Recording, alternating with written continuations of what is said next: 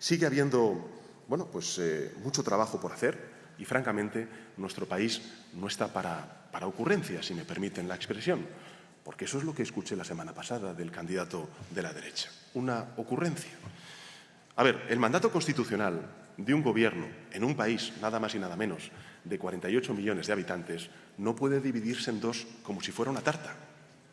Solo quien no tiene un proyecto es capaz de plantear una excentricidad semejante. Gobernar 2 años y luego ya veremos. A ver, habrá, estoy convencido, más excentricidades, me temo, a lo largo de las próximas semanas, de estos casi 22 días de la marmota que vamos a tener hasta la investidura fallida del señor Feijóo, si me permiten el tono coloquial.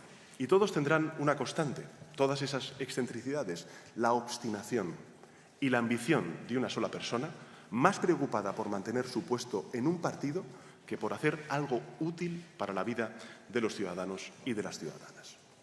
Someter, a mi juicio, al país a un tiempo estéril de parálisis, de inacción, por intereses puramente partidistas, no es, desde luego, una actitud responsable. Pero aún peor es convertir la frustración personal, que es legítima y comprensible del señor Feijóo, en un bloqueo colectivo e institucional.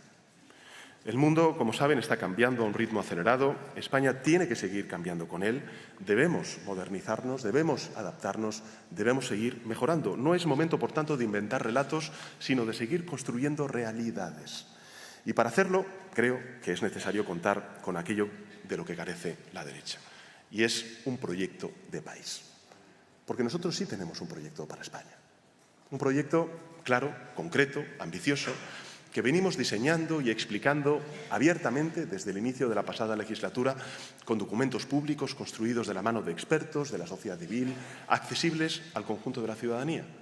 Un proyecto basado en la ciencia, también en los valores que representan a las fuerzas progresistas que lo componen y, lógicamente, que da respuesta a las necesidades y a las demandas de la mayoría social de nuestro país. Un proyecto que mira a los próximos meses, porque tenemos que gestionar el día a día de nuestros conciudadanos, pero también a las próximas décadas, y que las une en una estrategia coherente que ha sido avalada, hasta incluso refrendada por la propia Comisión Europea.